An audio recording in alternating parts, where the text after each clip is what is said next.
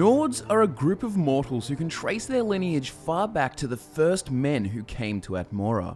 Their history is rife with challenges and heroes, the time of Ysgramor and the Snow Elves, the time of the Dragon Wars. There was even that time when Skyrim possessed an empire spanning from High Rock to Morrowind.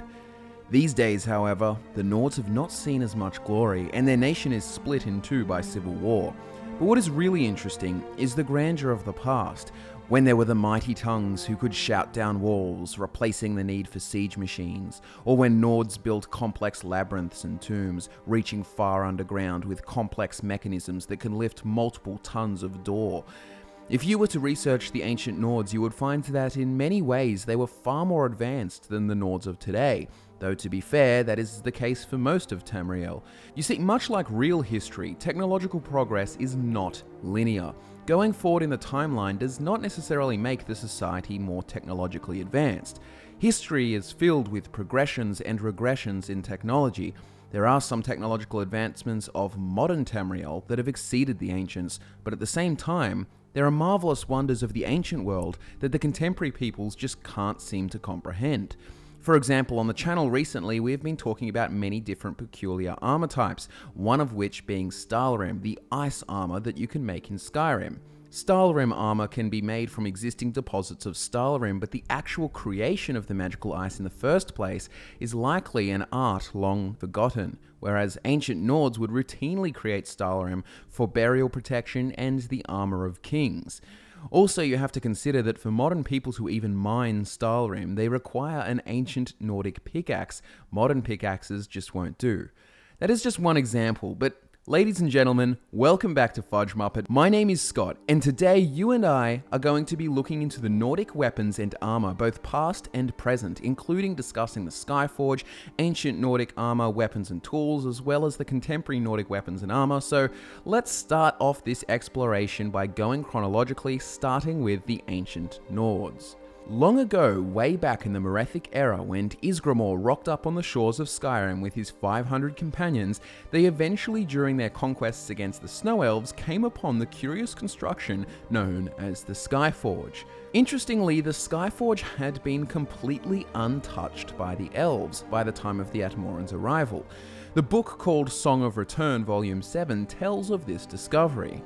Once, as the sun beat from its high home, yonder the Tiny, the one who ran ahead, came over the hill to tell what was seen. Amidst a vast plain, his eyes had met a monument of a bird whose eyes and beak were opened in flame. When his brothers and sisters crested the hill, they too saw its glory, but they were afraid, for no elven settlement could be seen to the horizon. But this is not seemly, said Clua, who went by Lot when hiding his face. Is not this wide land fit for harvest? Why have not the elves, vile to their core, seen to exploit and tame it? They asked of their elven captives, for they had many, what they found unfit about these plains. Yet even the captives who still bore their tongues could say nothing of the valley. They looked with fear at the winged colossus, and from their babblings did the warriors of Jorvaska learn that it was older than even the elves themselves. Of those who wrought it solid from its mother stone, nothing could be said, but it was known to drive a magic almost as old as Nirn itself, some remnant of the god's efforts to render a paradise in Mundus before the shattering of Lorkhan. So the Skyforge predates the Nords' arrival on Tamriel, and it seems that the local Snow Elves dared not interfere with the structure, and in fact feared it to a degree. This would lead many to believe that it is a creation as old as Nirn itself, a creation of the gods. So why is this important? What is the deal with the Skyforge? Well, the Skyforge is a place of Nordic craftsmanship where a great many powerful weapons are made by many different master smiths over the centuries. Jorlund Greymane is the current master smith, and as you begin your journey with the companions, he will even create you a Skyforge steel weapon of your choice. Now, Skyforge steel seems to match elven weapon damage, beating out regular steel, but it could be debated that this is due to the skill of the master smith, or it could be debated that perhaps it's the specialty of the forge, or perhaps it's a combination of both. For a player who has pursued a future with the companions, they may be able to transform the ancient Nordic weapons that the Draga carry into Nord hero weapons, which is essentially a stronger and shinier version of the same weapon. This likely represents what the weapons would have looked like in the Merethic era when they saw common use amongst the Nords, hence the name Nord hero weapon. But of course, we are only typically acquainted with the dilapidated state of these weapons in the hands of the Draga, thousands of years old and eternally serving the dragon priests. You can also create ancient Nordic armor at the Skyforge, but you can also find that through your travels elsewhere in Skyrim. The thing is with ancient Nordic armor is that it just isn't that strong. In terms of armor rating, it is quite low, making many other heavy armors preferable. I mean, in terms of aesthetic, it looks great, and all the ancient hardy Nords flashing their muscles would have had a great time, but in terms of protection, I'd take an ancient suit of Skyrim anytime if I were to be facing a hailstorm of elven arrows. The only metal needed to craft these weapons and armor pieces is steel, so it makes sense that it does not rival the strength of armors made from ebony or orichalcum. To be even more fair, this ancient Nordic equipment is not necessarily praised as anything special. It is likely just what everyone wore and had access to. I mean, look around, almost every single Draga in every single tomb is wearing the stuff. Now, besides the stats that the game records, damage, weight, etc., we are not told of any other properties of this ancient Nordic gear. But what interests me is the craftsmanship of the Nords when it comes to their tools. In the Dragonborn DLC on the island of Solstheim, you soon learn that in order to mine Skyrim deposits, you require an ancient Nordic pickaxe, which is interesting because if we were under the assumption that the ancient Nordic pickaxe is made from steel, based on the fact that all the other ancient Nordic weapons and armor pieces are also made from steel, then that implies that there is something a little extra to this pickaxe, a little more than meets the eye. Clearly, being able to mine Skyrim speaks volumes about the craftsmanship of this tool. Even modern-day pickaxes cannot penetrate the magical ice, which are also made of steel. So, if we do assume that, like other ancient Nordic creations, the pickaxe is made of steel, then something else must separate it. Now, perhaps it could be to do with the shape, perhaps there is something a little bit magical, a little bit of extra to the pickaxe, something that makes their particular steel able to break Skyrim, but regular steel cannot. Presumably, the advanced nature of these tools has also allowed them to make some fantastic stonework creations, such as many vast Nordic tombs with dragon claw gates and swirling stair platforms. However, I'm not going to pretend that they didn't have any magical help either, from their clever men, aka what Nords called mages, as well as dragons and dragon priests. So there is surely some magical element involved, though it would not be the first time that the Nords used magic in the creation of their armor, weapons, and burial grounds. Just look at the video we made on Skyrim. Ancient Nordic kings used this magical ice for their armor and for the burial of fallen warriors. So simply put, it seems that this is a mystery left unsolved, for now. So let's have a look at the modern incarnations of Nordic armors. More specifically, we will be looking at weapons and armor with the name Nordic included. First, we look to Morrowind because it's a game that actually featured a fair amount of Nordic equipment, considering its proximity to Skyrim and the fact that it had a DLC called Blood Moon set on the island of Solstheim, which was once part of Skyrim. Morrowind showed various types of armor that the Nords used, including full sets of Nordic fur armor, including a Nordic leather shield, and you can also choose to wear a bearskin cuirass. This seems to be the typical warm, light armor available to your typical barbarian-style Nord, similar to the hide and fur armors typically worn all over Skyrim by bandits and such. There is also a medium armor called the Nordic Ringmail Cuirass, which basically looks like chainmail, probably similar to what the Hold Guards use in Skyrim.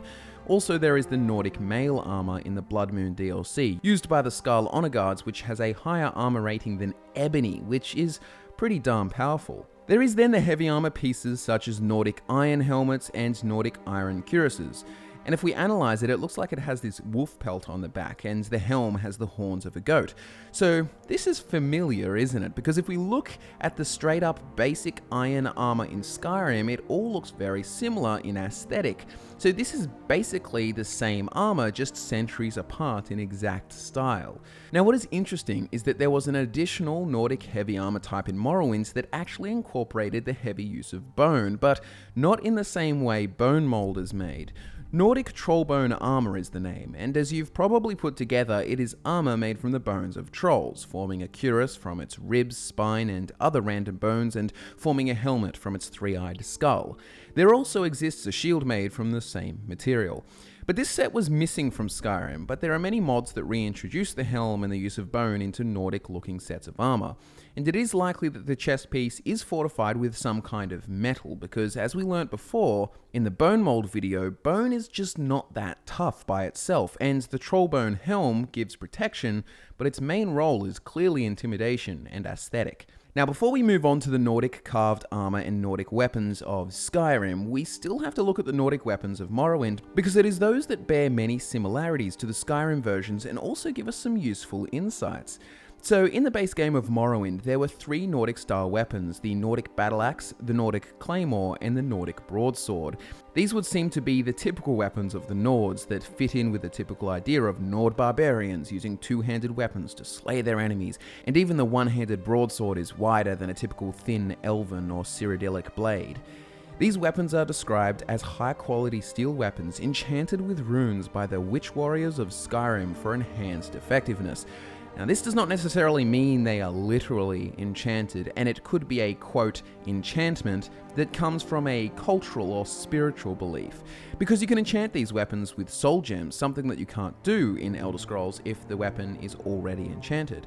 It's similar to how in Morrowind their racial ability called Woad provides them with 30 points of magical shield for 60 seconds, and if you don't know, Woad is a type of paint used by real-world groups such as Celts, Picts, and other Northern European groups of the past as a way to decorate their bodies. And they often believed that it gave them some kind of spiritual or magical protection. So Woad of the Nords in Morrowind is inspired by this, and instead makes it a literal protection through a vague idea of enchantment or magical belief that makes it real, similar to the runes on the Nordic weapons, that are simply just better than other steel weapons because runes. Anyways, let's not get too sidetracked. The other Nordic weapons that are available in Morrowind through the Blood Moon DLC are the Nordic silver weapons: Nordic silver axe, battle axe, mace, longsword, claymore, dagger, and short sword. These are particularly powerful against werewolves, which would be useful since at the time of the DLC, werewolves are running amok and Hircine is stirring up trouble. Keep these weapons in mind, because now we're going to discuss the Nordic weapons of Solstheim 200 years later in the Dragonborn DLC and draw comparisons. So what distinguishes Nordic carved armor and Nordic weapons from other typical steel armors and weaponry, besides its Nord aesthetic style? Well, if you were to ever try and craft yourself some Nordic equipment, you may find out that you need a material called quicksilver. Now, quicksilver in the real world is mercury and is actually not silver at all, but does bear resemblance in color, hence the name. The thing is that mercury is actually liquid at room temperature, and it doesn't become solid until about minus 40 degrees Celsius, 40 degrees below freezing point. Skyrim is cold, but it's not that cold, at least not all the time. It's very likely that this material Quicksilver is an Elder Scrolls special fantasy version of the material that's solid at room temp, and has other properties unique to Nirn. Quicksilver has been typically used by the elves in their forging, but it also seems that the Nords have adopted its use. So regardless, it would be possible that the Nordic silver weapons of Solstheim 200 years ago at the time of Elder Scrolls 3 Morrowind Blood Moon actually involve the use of Quicksilver, giving its name, hence why 2 centuries later the people of Solstheim use Quicksilver in the creation of their armor and weapons as well. But then again, the Nordic silver weapons of 200 years ago did do more damage against werewolves, implying that it is literally silver, but it could be a combination. I feel at least the developers were giving a slight nod to the Nordic silver weapons when they included Quicksilver in the ingredients for Nordic weapons of the Dragonborn DLC and the Nordic carved armor. So that seems to be about it, ladies and gentlemen, all there is to know about the Nordic armor and weapons. Ancient Nordic armor and weapons are seemingly just basic steel armors in the style of the times, but it does get very interesting when you consider that ancient Nordic pickaxes possess some technological or magical edge that modern people of Tamriel cannot replicate. Perhaps they are the same as the Nordic weapons of base Morrowind with runes that have some kind of cultural or spiritual power that allows them to break Stalrim, but all we can do is speculate. What do you guys think? You have also seen how Morrowind's Nordic armors were incorporated into the base armors of Skyrim, like the Iron Set, and perhaps there is a connection between the Nordic silver weaponry of Blood Moon and the Quicksilver Nordic equipment of Dragonborn. Thanks so much for watching, guys. I hope you enjoyed this video. It did expand a bit over a few different materials rather than just one like we usually do, but it is hard to discuss Nordic armor and weapons like people were requesting without incorporating discussion of all the different materials and types that they use. So I hope you still enjoyed. Please leave a like if you did. Thanks again. My name is Scott from FudgeMuppet, and I'll be back to nerd out with you again next time.